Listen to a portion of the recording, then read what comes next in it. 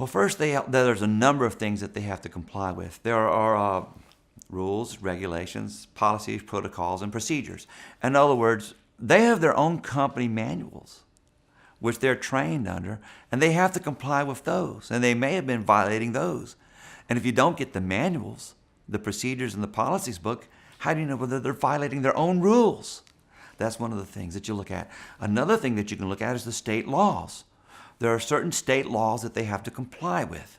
And then you have the federal regulations, which that's a big no-no.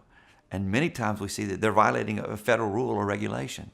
There's a lot of evidence that you can use against the trucking company in proving a case. The first thing is the accident report. It'll tell you what happened.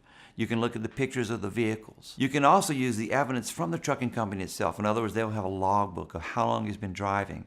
You can have a log of what they were driving, where they were going. You can get a black box and find out how fast they were going. There's a lot of evidence that we can use against them in proving your case and proving that they were negligent. If you've got questions, give me a call at 337-984-8020. For more information, check out our website, GallowayJeffcoat.com.